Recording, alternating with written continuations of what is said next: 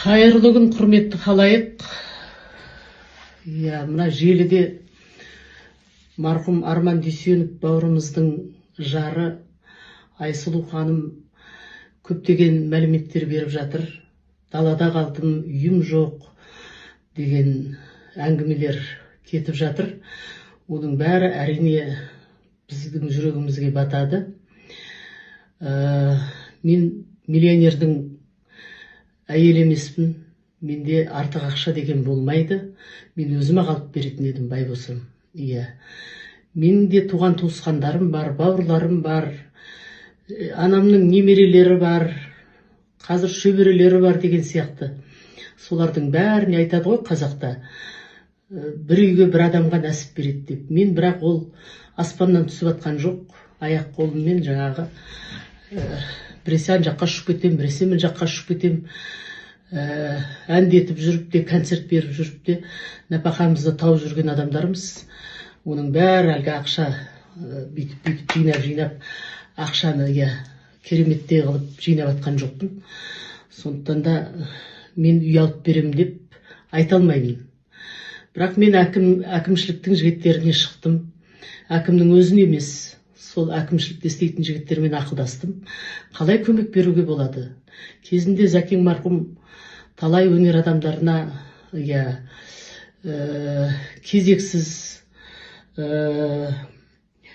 үйлерді берген еді. Мына Шерхан Мұртаза ағамыздың өзі барып, сол уақытта бір күнде таңертеңгі 10-да келіп, 5-те бірақ шықты деді ғой Зәкең.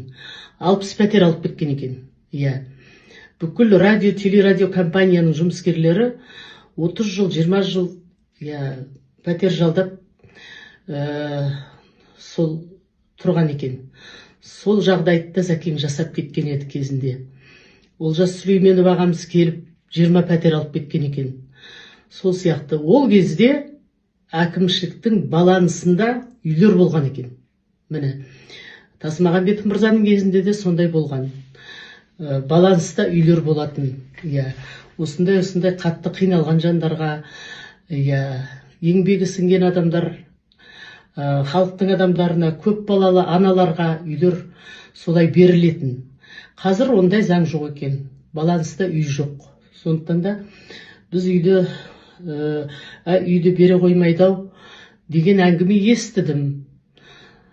Соны жеткізгім келеді. Енді менің бір сенетін бір адамым бар. Өздеріңізге белгілі Баян Мақсатқызы. Баянның күйеуі миллиардер шығар. Сондықтан енді бірақ бір жағынан айтады ғой, бір адам байыса, өзі үшін, біреу үшін байымайды ғой. Ол өзінің жан жағында, оның да туған туысқандары бар, жары бар, бала шағасы бар деген сияқты соларға көмектесу үшін жағдайын жақсартады. Әрбір адам. Ол жалғыз Баянның жолдасы емес. Бәріміз де сондаймыз. Сондықтан енді әншілердің бәрі солай. Біресе ан жаққа ұшып кетеді, біресе мін жаққа ұшып кетеді. Сол өздері үшін жинап атқан жоқ. Барлығы сол туған туысқандарына, біз қазақ бауырмашыл халықпыз ғой, бір-бірімізге көмектесіп, қиын кезде о дүниелік болса да бәріміз жүгіріп көмектесіп жатамыз. Той болса да шашуымызды шашып жатамыз. Сол сияқты ғой енді.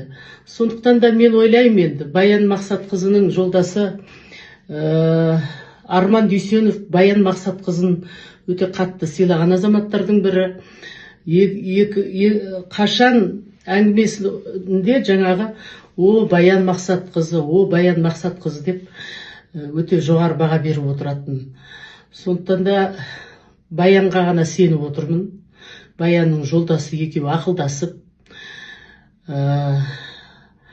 Арман Дүйсеновтей Баянның көптеген проектлерінде атсалысқан негізі Арман Дүйсенов. Аранжировкасына дейін, әндерге дейін кешкеудің мықты әндерін жазып берген біздің марқұм Арманжан.